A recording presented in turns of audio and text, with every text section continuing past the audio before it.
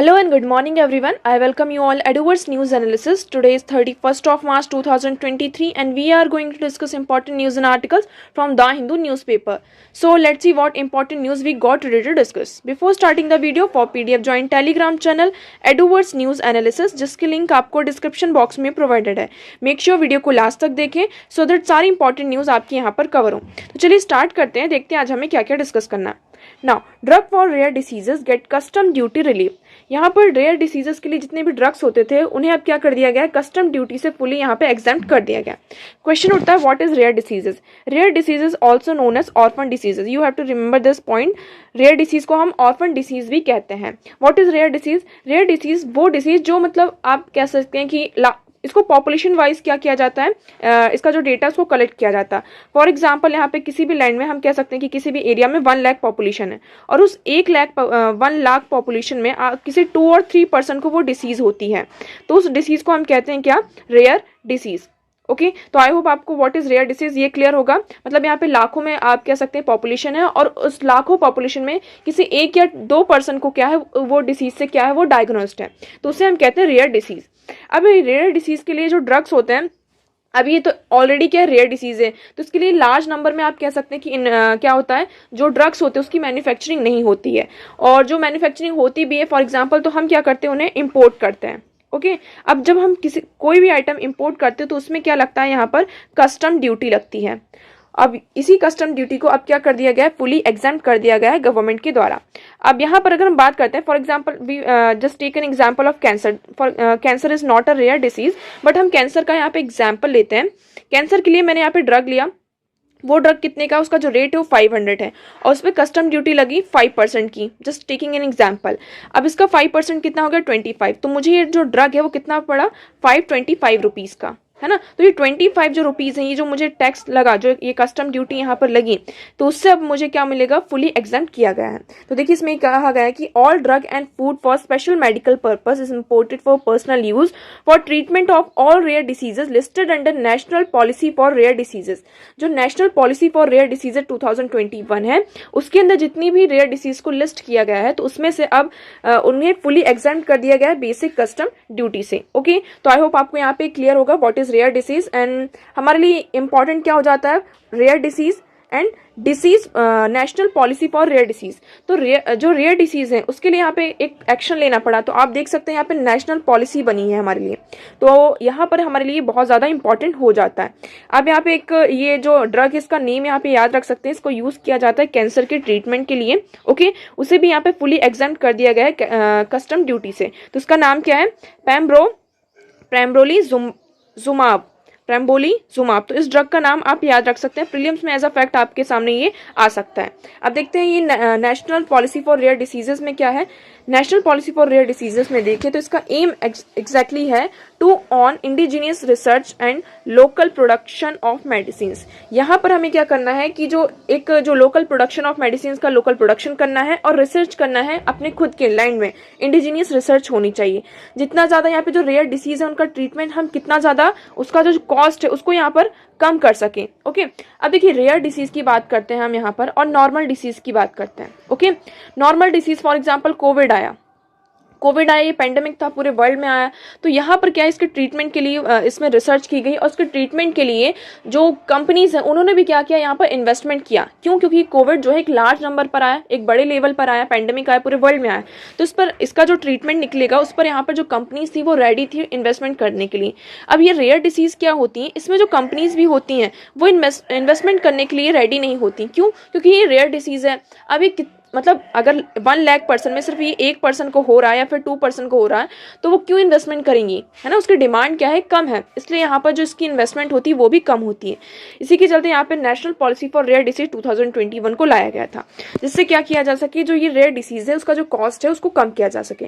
To screen and detect rare diseases early at early stage which will be in turn help in their prevention. तो यहाँ पे इस policy को इसलिए भी लेकर आया गया कि हम अर्ली स्टेज पर ही क्या कर पाएं, जो ये डिसीज है उसको डिटेक्ट कर पाएं और उसका जो प्रिवेंशन है उसको यहाँ पर ले सकें. इसको कैटेगराइज किया गया है जैसे ग्रुप 1 और ग्रुप 2 में. तो ग्रुप 1 में कौन कौन सी डिसीज आती है? Disorder amiable to one time curative treatment, मतलब वो डिसीज जिसको आपने वन टाइम ट्रीटमेंट दिया और उससे क्या हो गया, हम मतलब क्या कह सकते हैं, उसका जो ट्रीटमेंट है वो पूरा हो गया, वो क्योर हो गया। दूसरा ग्रुप कौन सा आता है इसमें? Those regrouping long term and life long treatment, मतलब वो डिसीज जिसका जो ट्रीटमेंट है वो लाइफ लॉन्ग चल रहा है आपका, मतलब वो क्योर नहीं हो रहा, उसका जो ट्रीटमेंट है कंटिन्यूसली आप उसके लिए ड्रग्स ले रहे हैं, मेडिसिन ले रहे हैं। ग्रुप 3 में कौन सी आती है? Disease for which definitive treatment is available but challenges are to make optimal patient selection for benefit, very high cost and life long therapy, मतलब ये जो डिसीज है वो क्यूरेटिव तो है कि आप उसको क्योर कर सकते हैं, बट इसमें इसके जो ट्रीटमेंट्स होते हैं उसमें बहुत ज़्यादा चैलेंजेस होते हैं और इसका जो कॉस्ट भी होता है वो भी बहुत ज़्यादा होता है।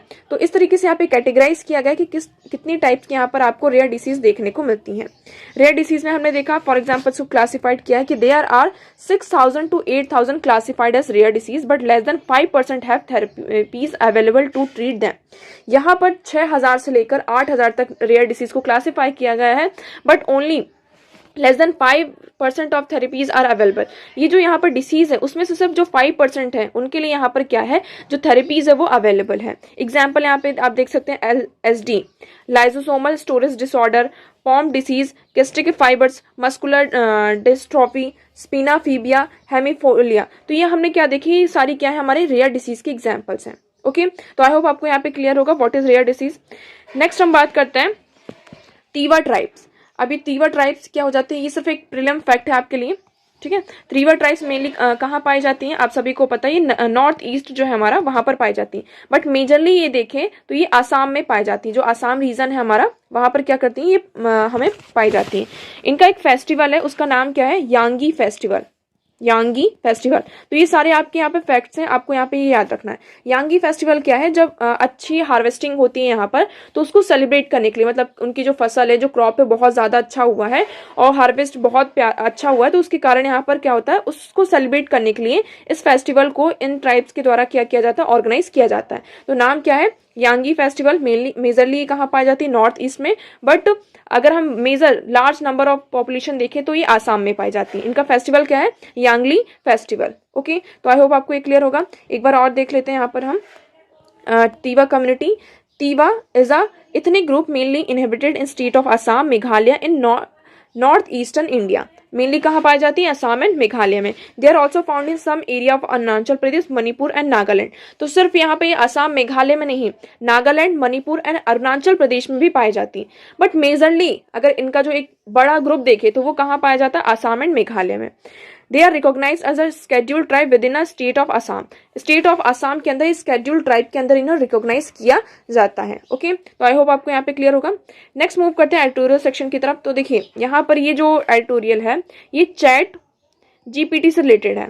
ओके, अभी इस आर्टिकल को हमने कई बार डिस्कस कर चुका है कि इसमें क्या सिर्फ एक टेक्नोलॉजिकल एडवांसमेंट के बारे में बताया गया है कि हमें क्या करना होगा, टेक्नोलॉजिकल एडवांसमेंट की तरफ हम बढ़ रहे हैं और किस तरीके से आर्टिफिशियल इंटेलिजेंस क्या कर रहा है हमारे ऊपर, हम उसकी तरफ बढ़ रहे हैं और आर्टिफिशियल इंटेलिजेंस AI जो है हर एक फील्ड में सामने आ रहा है।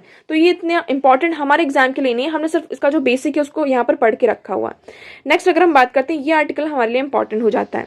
अब इस आर्टिकल में देखिए इसमें क्या है, जो कर्नाटका असेंबली के इलेक्शन होने वाले हैं तो उससे रिलेटेड आर्टिकल है। इसमें पार्टीज के बारे में, पॉलिटिकल पार्टीज में BJP ऐसा है, तो ये भी हमारे लिए इंपॉर्टेंट नहीं है। ये आर्टिकल हमारे लिए इंपॉर्टेंट हो जाता है। क्या ये, Vaikom a Satyagraha and a fight for social justice. अब वाइकॉम क्या है, एक सत्याग्रह था। कहाँ हुआ था ये, आपको यहाँ पे ये याद रखना है, ये हुआ था केरला में। ओके, इसका मेन ऑब्जेक्टिव क्या था वाइकॉम सत्याग्रह का, मेनली केरला में इशू क्या था, अगर हम बात करें तो अनटचेबिलिटी का जो इशू था वो बहुत ज़्यादा था। अनटचेबिलिटी जो इशू है पैन इंडिया बेसिस पर भी था, बट अगर हम केरला की बात करें तो वहाँ पे कुछ ज़्यादा ही ये जो अनटचेबिलिटी था इसका ये प्रॉब्लम थी। इसी के चलते यहाँ पे एक टेम्पल मूवमेंट लेकर आया गया। इस टेम्पल मूवमेंट का नाम क्या था, वाइकॉम मूवमेंट, वाइकॉम सत्याग्रह। ओके, अब इसमें मेनली क्या था कि जो ज़्यादातर आप देखते हैं केरला साइड में जितने भी यहाँ पे टेम्पल्स है केरल में, वहाँ पर जो टेम्पल मूवमेंट्स लेकर आएगा, क्यों, क्योंकि जो कुछ कास्ट के लिए यहाँ पर जो टेम्पल्स में एंट्री होती है वो प्रोहिबिट होती है। ओके, अब इसी के चलते यहाँ पर क्या है, फॉर एग्जाम्पल यहाँ पे कोई टेम्पल है, ये XYZ यहाँ पर टेम्पल है, इसके लिए यहाँ पे रास्ते हैं, रोड्स हैं, यहाँ पे स्ट्रीट्स हैं, तो इशू ये था कि कुछ कास्ट ग्रुप्स के लिए ये जो स्ट्रीट थी और ये जो रोड थी उस पर यहाँ पर उनका जाना क्या था, बैन था। इसी के चलते यहाँ पे ये टेम्पल मूवमेंट आया जिसको हम कहते हैं क्या, वाइकोम सत्याग्रह। ये कब स्टार्ट हुआ, इसमें पूरे फैक्ट्स दिए हुए हैं, ये एक बुक के बारे में है, उन्होंने यहाँ पे बुक की पूरी एनालिसिस की है। तो इसमें बताया गया कि 30th ऑफ मार्च 1924 को ये वाइकोम सत्याग्रह क्या हुआ था, स्टार्ट हुआ था। और ये एंड कब हुआ था, 23 नवंबर 1925 को ये क्या हो गया था, एंड हो गया था। तो ये सारे आपके यहाँ पे फैक्ट्स हैं। इस सत्याग्रह में मेनली कहाँ का था, ये केरल का, आपको पहले प्लेस याद रखना। और उसमें तमिलनाडु भी क्या था, इसमें इसका बहुत बड़ा रोल था। ओके, कब स्टार्ट हुआ था, 30th ऑफ मार्च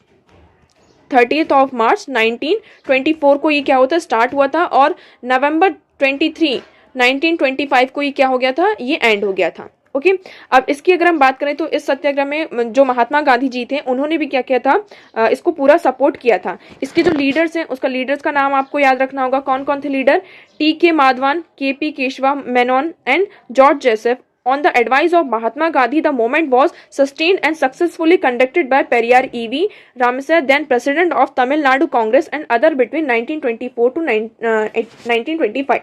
तो इसमें जो मेन लीडर्स की अगर हम बात करते हैं तो ये किसकी एडवाइस पर ये मूवमेंट चला था, आपको याद रखना है, महात्मा गांधी जी के। इसके जो लीडर्स थे कौन कौन थे, KP. Keshwa Menon, TK. Madhavan and George Joseph. उसके बाद इसको सक्सेसफुली कंडक्ट किया गया किसके द्वारा, पेरियार E.V. रामस्या के द्वारा। और फिर तमिलनाडु के यहाँ पे जो कांग्रेस थे, प्रेसिडेंट थे, उनके द्वारा ही किया गया था, इस मूवमेंट को आगे बढ़ाया गया था, कंडक्ट किया गया था। अब इसके जो भी फैक्ट्स थे हमने यहाँ पे डिस्कस कर लिया गया था। इसका जो मेन मूवमेंट था, ऑब्जेक्टिव ये रखा था कि ये जो मूवमेंट होना चाहिए, सत्याग्रह होना चाहिए, कैसा होना चाहिए, नॉन वायलेंट होना चाहिए, है ना। This non violent movement was to end the prohibit imposed on backward communities is using the roads around the Vaikom Mahadeva temple. तो ये जो वैकोम महादेव का टेम्पल था, ठीक है, इसी के चलते यहाँ पर जो भी स्ट्रीट्स थी, रोड थी, उसको क्या कर दिया गया था, जो बैकवर्ड कम्युनिटीज थी उनके लिए प्रोहिबिट था, इसलिए इसका नाम क्या रखा गया, वाइकोम सत्याग्रह। अब इसमें देखिए ये जो यहाँ से आप देखेंगे तो इसमें यही बताया कि बुक में किस तरीके से पूरा जो ये सत्याग्रह है वो चला, उसमें किस किस को यहाँ पे। अब देखिए कोई भी सत्याग्रह, कोई भी मूवमेंट अगर चलता है तो आपको सभी को पता है कि वहाँ पे क्या होंगे, प्रोटेस्ट होते हैं। प्रोटेस्ट के बाद वहाँ पे क्या होता है, जो पुलिस होती है वो उनको अरेस्ट करती है, गवर्नमेंट अरेस्ट करती है, और यहाँ पे फिर फास्टिंग वगैरह होती है। तो इसमें पूरा यही बताया गया कि फिर उसके बारे यहाँ पे रेजोल्यूशन भी लेकर आ गया, संचारा रेजोल्यूशन को लेकर आया गया। ओके, तो इसमें पूरा ये जो पूरा इसमें नेक्स्ट यहाँ पे क्या बताया गया है, तमिलनाडु का रोल बताया गया कि जो वाइकोम सत्याग्रह में तमिलनाडु का एक बहुत ही इंपॉर्टेंट रोल रहा है।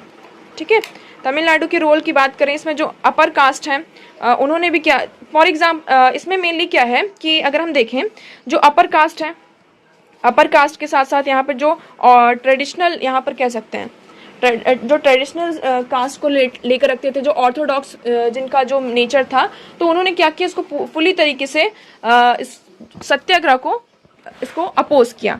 ठीक है, अब इसमें यहाँ पर अगर हम बात करते हैं तो तमिलनाडु में जो अपर कास्ट थी उन्होंने इस सत्याग्रह को सपोर्ट किया। आपको यहाँ पे याद रखना कि जो अपर कास्ट पीपल थे उन्होंने यहाँ पे इसको बहुत ज़्यादा क्या किया था, सपोर्ट किया था, और उसमें बहुत ज़्यादा स्ट्रगल्स भी हुए हैं, आपको ये भी याद रखना है। अब देखिए इसमें सिर्फ मेनली यही हमारे लिए क्या इंपॉर्टेंट हो जाता है, ये कितने दिन तक चला था, 603 डेज तक, मतलब 603 दिनों तक ये जो सत्याग्रह था, वाइकोम स्ट्रगल था, ये पूरा चला था। कब से स्टार्ट हुआ था, हमने देखा 30 मार्च 1924 और 23 नवंबर 1925 को ये एंड हुआ था। इसमें टोटल अगर हम देखें तो हम युवा राजा और 19 लीडर्स इसमें पूरे इंक्लूड थे। अब इस टाइम पे ये न्यूज़ में क्यों आया, जो यहाँ पर अगर हम देखिए तमिलनाडु में और केरला में क्या होने वाले हैं, इलेक्शन होने वाले हैं। ठीक है, इसी के चलते इसको यहाँ पर लेकर आया गया है।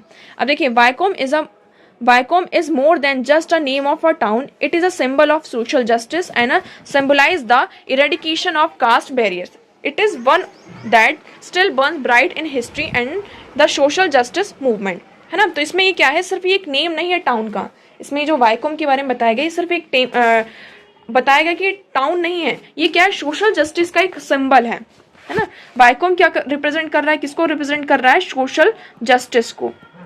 ओके, किस तरीके से यहाँ पर ये सिंबलाइज करता है कि जो कास्ट बैरियर्स है उसको यहाँ पे इरेडिकेट किया गया है। तो देखिए इसमें पूरे आपके तो ज़्यादातर अगर हम देखें तो सिर्फ प्रीलिम फैक्ट्स ही निकल कर आते हैं हिस्ट्री से रिलेटेड। तो आई होप आपको ये पूरा आर्टिकल यहाँ पर क्लियर होगा। नेक्स्ट मूव करते हैं। Next article is stopping by beach, यहाँ पे देखिए ये किसके बारे में है, ऑलिव रिडले टर्टल के बारे में है। इसको हमने कई बार न्यूज़ में था, हमने इसको कई बार डिस्कस किया, तो आप इसकी इंपॉर्टेंस को यहाँ पर समझ सकते हैं कि कितना ज़्यादा क्या है हमारे लिए इंपॉर्टेंट है। अब इसमें क्या है, जो फॉरेस्ट आंध्र प्रदेश के जो फॉरेस्ट डिपार्टमेंट है उन्होंने यहाँ पे थोड़ी कंसर्न्स रेज करे हैं, किसके लिए, ऑलिव रिडले टर्टल के लिए।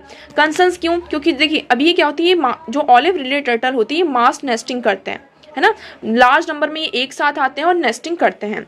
अब यहाँ पे नेस्टिंग में इनको क्या प्रॉब्लम आ रही है कि जो ओशन होगा अगर वो पॉल्यूटेड होगा तो यहाँ पे इनको क्या होती है, प्रॉब्लम होती है नेस्टिंग में। नेक्स्ट अगर हम बात करें जो प्लास्टिक्स हैं, प्लास्टिक्स के कारण इनको क्या होती है, बहुत ज़्यादा प्रॉब्लम होती है। तो ऑलिव रिडले टर्टल के बारे में एक बार हम और देखते हैं, ये क्या है, वर्ल्ड की स्मॉलेस्ट टर्टल है, most abundant of all sea turtle found in the world. ठीक है, ये जितने भी टर्टल पाए जाते हैं उसमें से ये स्मॉलेस्ट वन है। इनका जो कलर है वो ऑलिव कलर का होता है, इसलिए ये ऑलिव रिडले टर्टल्स के नाम से जाने जाते हैं। ये कार्निवोर्स हैं और इनका जो ऑलिव कलर है इसके कारण यहाँ पे ये ऑलिव रिडले टर्टल। इसका जो स्टेटस अगर हम देखें तो IUCN की रेड लिस्ट में वल्नरेबल की कैटेगरी में आते हैं, तो आपको इसका स्टेटस पता होना चाहिए। हैबिटाट की बात करें तो मेनली कहाँ पाए जाते हैं, वार्म वाटर्स में। कहाँ, warm waters of Pacific, Atlantic and Indian ocean.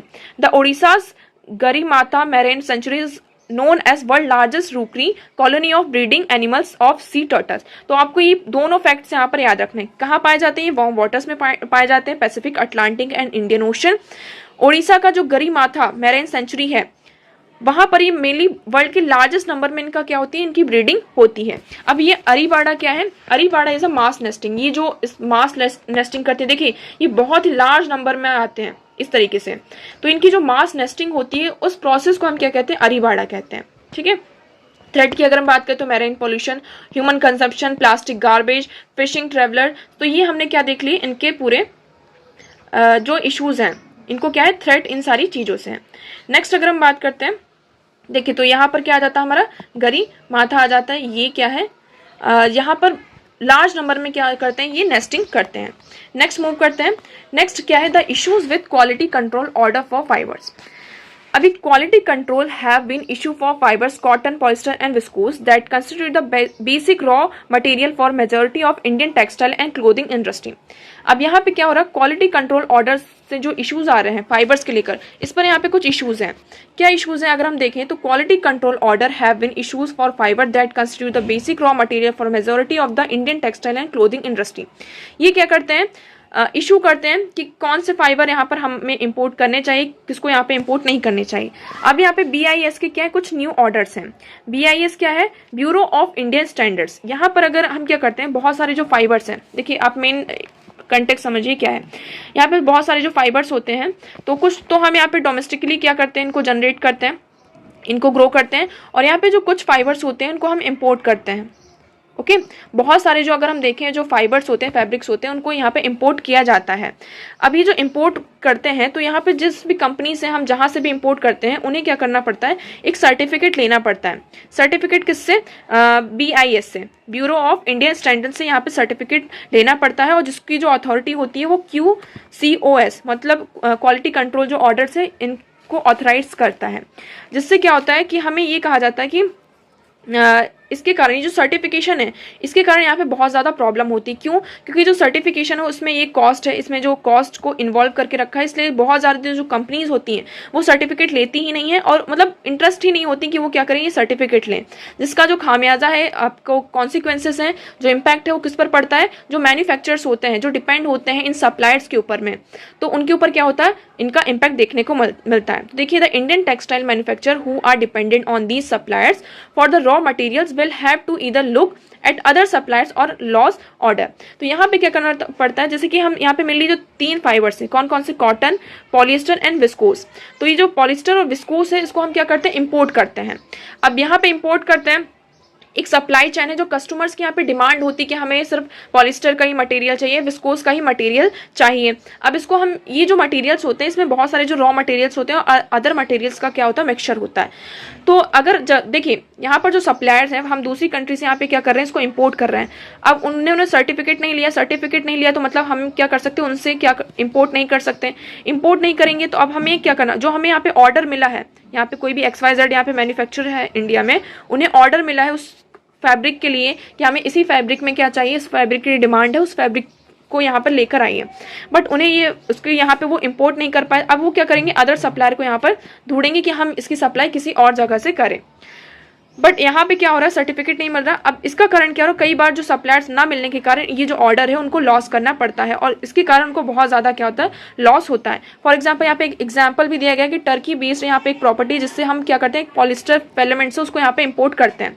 But यहाँ पे ये कहाँ एक्सपोर्ट है, तिरुपुर में। बट यहाँ पे जो इंडस्ट्री है जो टर्की की यहाँ पे कह सकते हैं, वो यहाँ पे क्या है, इंटरेस्टेड ही नहीं है इस सर्टिफिकेट को लेने के लिए। तो इसके कारण यहाँ पे क्या हो रहा है कि जो ऑर्डर्स हैं यहाँ पर हम उसको लूज कर रहे हैं। अब इसकी जो उसके इश्यूज की बात करें कि इसमें क्या वे फॉरवर्ड हो सकता है, तो अब इसमें कहा जा रहा है कि be it viscose or polyester, some varieties of the fibre has special functional properties and separate HS code when imported, but these are bundled in QCO and thus have uniform quality standards। तो इसमें ये कहा जा रहा है कि जो कुछ विस्कोस की बात करें या फिर पॉलिस्टर की बात करें, तो इन फाइबर्स में कुछ स्पेशल फंक्शन होते हैं, प्रॉपर्टीज होते हैं जो इनको क्या करते हैं, दूसरे फाइबर से अलग करते हैं। बट ये किसके अंदर आ जाते हैं, क्वालिटी कंट्रोल ऑर्डर के अंदर आने के कारण जो हमारे क्वालिटी स्टैंडर्ड्स होते हैं उसको हमें डाउन करना पड़ता है। अब देखिए, हमें विस्कोस सबका अगर नहीं मिला तो हम क्या करेंगे, इसके कुछ अल्टरनेटिव्स हैं उसको ढूंढेंगे, जिसके साथ क्या होता है, जो हमारी क्वालिटी होती है वो कॉम्प्रोमाइज होती है। तो हमें क्या करना होगा, इंश्योर करना होगा, हम क्या कर सकते हैं कि ये जो सर्टिफिकेशन है, इसकी जो प्रोसेस है उसको यहाँ पे बहुत क्या कर सकते हैं, थोड़ा आप ऐसा बना सकते हैं, फ्रेंडली बना सकते हैं, ताकि ज़्यादा से ज़्यादा अगर इन्वेस्टिगेशन हो जाती है तो इन्वेस्टिगेशन के बाद में जो डिले है उसमें बिल्कुल भी डिले ना किया जाए सर्टिफिकेट प्रोवाइड करने में, है ना। तो इस तरीके की चीज़ें हम क्या कर सकते हैं, क्योंकि ये क्या है, जो हमारा एमएसएमई सेक्टर है, एमएसएमई सेक्टर जो हमारा टेक्सटाइल इंडस्ट्री, बहुत ही इंपॉर्टेंट रोल प्ले करता है हमारे लिए। इसलिए यहाँ पर हमें क्या करना होगा, जो BSI standards are mandatory for viscose staple fibre from 29th of March and for 5 polyester product including polyester staple fibers and polyester spun yarn for April 3। Okay, तो इसमें यही कहा जा रहा है कि हमें हमारे जो क्वालिटी स्टैंडर्ड्स हैं उनको नहीं डाउन करना है। यहाँ पर जो आप क्या कर सकते हैं, जो प्रोसेस है इस सर्टिफिकेट लेने की, उसको आप यहाँ पर क्या कर सकते हैं, इन्वॉल्वमेंट फ्रेंडली बना सकते हैं, ताकि जल्द से जल्द क्या कर सके, सर्टिफिकेट हम ले सकें। नेक्स्ट हम मूव करते हैं। अब देखिए, नेक्स्ट ये न्यूज़ है, छोटी सी न्यूज़ है, जो कोविड के केसेस है कंटिन्यूसली क्या हो रहे हैं, राइज हो रहे हैं। मतलब जो हमारी रेट है वो कितनी है, 2.73%। तो जो केसेस है वो कंटिन्यूसली राइज हो रहे हैं। इवन दिल्ली में हमें इसके केसेस देखने को मिल रहे हैं, हिमाचल प्रदेश की बात करें, केरला में जो इसके केसेस हैं वो कंटिन्यूसली क्या हो रहे हैं, इंक्रीज हो रहे हैं। अब तक हम काउंट करते हैं तो कोविड के कारण 5,30,862 डेथ्स यहाँ पर हो चुकी हैं। तो यहाँ पे हमें प्रिकॉशंस लेने होंगे, ताकि जो केसेस हैं उनको हम मतलब ज़्यादा ये ना बढ़ पाए। नेक्स्ट मूव करते हैं। नेक्स्ट है disinvestment facing many challenges government. अब देखिए, डिसइन्वेस्टमेंट क्या है, ये बहुत सारे क्या कर रहा है, चैलेंजेस फेस कर रहा है। डिसइन्वेस्टमेंट क्या होता है, पहले क्वेश्चन ये उठता है। अगर हम गवर्नमेंट बात करते हैं किसी भी इकोनॉमिक सिस्टम की, तो यहाँ पे दो चीज़ें होती हैं, एक होता है रेवेन्यू, दूसरा होता है हमारा एक्सपेंडिचर। हमें क्या करना होता है, रेवेन्यू को ज़्यादा से ज़्यादा हमारा क्या, जो हमारे पास पैसा आता है, मतलब कि उसे हम कहते हैं एक तरीके से रिसीट, और यहाँ पर होता है एक्सपेंडिचर। अब हमारा जो फिजिकल डेफिशिट है वो यहाँ पे जनरेट ना हो, इसके लिए हम क्या करते हैं कि हम हमारा जो रिसिट है उसको यहाँ पर इंक्रीज करें, और जो एक्सपेंडिचर है उसको यहाँ पर कम करें। अगर एक्सपेंडिचर यहाँ पर ज़्यादा हो जाता है रिसिट से, तो इन दैट केस यहाँ पर हम कहते हैं क्या होता है, फिजिकल डेफिशिट होता है। ओके, अब एक्सपेंडिचर को हम कैसे कम कर सकते हैं कि हमें यहाँ पे रैशनलाइज करने की ज़रूरत होगी, मतलब चीज़ों से क्या करना होगा, कुछ चीज़ों से हमें कॉम्प्रोमाइज़ करना होगा। कैसे हम कॉम्प्रोमाइज़ कर सकते हैं, जिसको हम कहते हैं कि फिजिकल कंसोलिडेशन। हमने इसके बारे में अच्छे से पढ़ा कि फिजिकल कंसोलिडेशन करना होगा। जैसे कुछ पॉलिसीज़ हैं, प्रोग्राम्स हैं, उनसे यहाँ पे सब्सिडीज़ कट किया, टैक्स बढ़ाया, ठीक है। तो इस तरीके से हम क्या करते हैं, हमारा जो एक्सपेंडिचर उसको कम करते हैं। दूसरी बात, अगर हम क्या करें, जो हमारा रिसीट हो, जो हमारे पास पैसा हो, वो कहीं अच्छे से आए। अब पैसा कहाँ से आएगा हमारे पास, पहला अगर हम देखें तो टैक्स के थ्रू आएगा, बट टैक्स की भी एक लिमिट होती है कि आप इससे ज़्यादा क्या कर सकते हैं, टैक्स नहीं लगा सकते हैं। दूसरा आप क्या कर सकते हैं, यहाँ पे डिसइन्वेस्टमेंट। क्या आ गया, डिसइन्वेस्टमेंट मतलब अगर हम देखें तो डिसइन्वेस्टमेंट दो तरीके से होता है। एक तो होता है कि गवर्नमेंट के यहाँ पे कोई भी यहाँ पे आप कह सकते हैं पब्लिक सेक्टर कंपनी है, PSUs है, अब उसको टोटली क्या कर दिया हो, किसी प्राइवेट कंपनीज को पूरी तरीके से क्या कर दिया, उसके जो शेयर्स है उसको बेचा जाए। अब यहाँ पे एसेट को अगर हमें जनरेट करना, तो हमने यहाँ पे जो गवर्नमेंट ने क्या किए, जो डिसइन्वेस्टमेंट किया, बट इसका जो इम्पैक्ट देखे तो इस डिसइन्वेस्टमेंट में बहुत सारे जो हमें चैलेंजेस है उसको फेस करना पड़ा। फर्स्ट चैलेंज की बात करें तो क्या कोविड-19 पेंडेमिक ने क्या किया है, डिसइन्वेस्टमेंट को सीरियसली इम्पैक्ट किया है। सेकंड, अगर हम बात करते हैं कि जो हमारा यूक्रेन कॉन्फ्लिक्ट लास्ट ईयर से चल रहा है, उसने भी क्या किया है, डिसइन्वेस्टमेंट को यहाँ पर बहुत ज़्यादा इम्पैक्ट किया है। थर्ड, अगर हम बात करते हैं कि अगर देखिए यहाँ पर कोई भी गवर्नमेंट क्या करती है, डिसइन्वेस्टमेंट करती है, तो उससे क्या होता है, जो यूनियंस होते हैं और एम्प्लॉयज होते हैं वो यहाँ पर क्या करते हैं, गवर्नमेंट के अगेंस्ट में केस फाइल कर देते हैं मल्टीपल कोर्ट्स में, जिसके कारण हमें क्या देखने को मिलता है कि जो डिसइन्वेस्टमेंट जो भी इंटरेस्टेड ग्रुप है ना, डिसइन्वेस्टमेंट से रिलेटेड जो पॉलिसी ट्रांजैक्शन होता है उसमें यहाँ पे डिले हो जाती है। तो देखिए हमारा जो मेन टारगेट था कि हम यहाँ पर जो डिसइन्वेस्टमेंट करेंगे इसमें से हम 51,000 करोड़ रुपीस जनरेट कर पाएंगे, बट हमें यहाँ पे क्या देखने को मिला, इसमें कमी देखने को मिली। तो इस साल हमारा जो फिजिकल टोटल रिसीट है वो कितना डिसइन्वेस्टमेंट से वो कितना हुआ, 35,282 करोड़ रुपीस हुआ। ओके, तो आई होप आपको यहाँ पे क्लियर होगा। तो इसमें ये कहा जा रहा है कि देखिए पहला क्या हो जाता है, पहले तो हमने देखा है यहाँ पे क्या कोविड चैलेंजेस की बात करें कि डिसइन्वेस्टमेंट के यहाँ पे क्या क्या चैलेंजेस हैं। तो पहला क्या था, कोविड के कारण यहाँ पे चैलेंजेस हुए। दूसरा यहाँ पे यूक्रेन कॉन्फ्लिक्ट। थर्ड यहाँ पे क्या है, जो मल्टीपल यहाँ पर यूनियंस हैं, एम्प्लॉयज हैं, वो क्या करती हैं, इंटरेस्टेड ग्रुप हैं, उन्होंने गवर्नमेंट के अगेंस्ट में यहाँ पर कोर्ट में केस फाइल कर दिया। नेक्स्ट अगर हम बात करते हैं, यहाँ पे कुछ एरियाज में लैंड इश्यूज भी होते हैं, ठीक है। तो यहाँ पे हमने क्या कर दिया, चैलेंज। अब क्वेश्चन ये उठता है कि डिसइन्वेस्टमेंट हमारे लिए सही है या गलत है। तो देखिए डिसइन्वेस्टमेंट हमें यहाँ पे एक बैलेंस अप्रोच लेकर चलनी होगी। हमें इसके ना तो पूरे फेवर में जाना चाहिए और ना ही इसके अगेंस्ट में होना चाहिए कि हाँ डिसइन्वेस्टमेंट बहुत अच्छा है, इसे हमें प्रमोट करना चाहिए, और हमें इसके अगेंस्ट में भी नहीं होना चाहिए कि नहीं डिसइन्वेस्टमेंट बहुत ही ज़्यादा क्या है, खराब है। हमें एक बैलेंस अप्रोच लेकर होनी चाहिए। यहाँ पे गवर्नमेंट को आइडेंटिफाई करना होगा कि क्या किन चीज़ों को हमें यहाँ पे प्राइवेटाइज करना है, किन सेक्टर्स को हमें यहाँ पे प्राइवेटाइज करना है। तो government should identify and privatise only those sectors where disinvestment helps in mass level, है ना, मतलब कि उस डिसइन्वेस्टमेंट से यहाँ पर मास लेवल पर क्या हो, हमें यहाँ पर उसके बेनिफिट्स देखने को मिले। तो यहाँ पर इस तरीके से हमें डिसइन्वेस्टमेंट करना चाहिए। तो आई होप आपको यहाँ पे क्या क्लियर। अब देखिए डिसइन्वेस्टमेंट सेकंड पॉइंट इसमें ये भी आ जाता है कि जो डिसइन्वेस्टमेंट से हमारे पास यहाँ पे रिसीट आ रहा है, पैसा आ रहा है, उसका क्या हो, प्रॉपर यूज भी हो। क्यों, क्योंकि वो क्या है, पब्लिक का पैसा है। तो पब्लिक का पैसा यहाँ पर हमें क्या करना होगा, पब्लिक के लिए ही यूज करना होगा इन अ प्रॉपर वे। नेक्स्ट अगर हम बात करें डिसइन्वेस्टमेंट की, तो यहाँ पर क्या कर सकते हैं कि जो स्कीम है, जैसे हमारा जो एक्सपेंडिचर है उसको हमें क्या करना है, उसको कम करना है। तो जितनी भी यहाँ पे स्कीम्स हैं, पॉलिसीज हैं, वेलफेयर प्रोग्राम्स हैं, उसको उनका बेटर स्क्रूटिनाइज करना होगा कि हम उसमें जितना यहाँ पे बजट एलोकेट कर रहे हैं उसका प्रॉपर यूज हो भी रहा है या नहीं, किस तरीके से कैसा यहाँ पे यूज हो रहा है। बहुत बड़ा यहाँ पे एक चैप्टर आ जाता है, किसका, हमारा पॉइंट आ जाता है करप्शन का, कि हम यहाँ पे बजट तो एलोकेट किया जा रहा है सेंटर के द्वारा, बट यहाँ पर क्या वो प्रॉपर उस चीज़ में जा रहा है या नहीं। तो आई होप आपको यहाँ पे डिसइन्वेस्टमेंट से रिलेटेड सारी चीज़ें क्लियर होंगी। तो आज के लिए इतना ही। आई होप आपको ये पूरा जो सेशन है वो पसंद आया होगा। पसंद आया तो वीडियो को लाइक करना एंड चैनल को सब्सक्राइब करना ना भूलें। For PDF join Telegram channel Eduverse news analysis, वहां पर आपको इस एनालिसिस की पूरी पीडीएफ मिल जाएगी। So that's for all today. Thank you so much for discussion.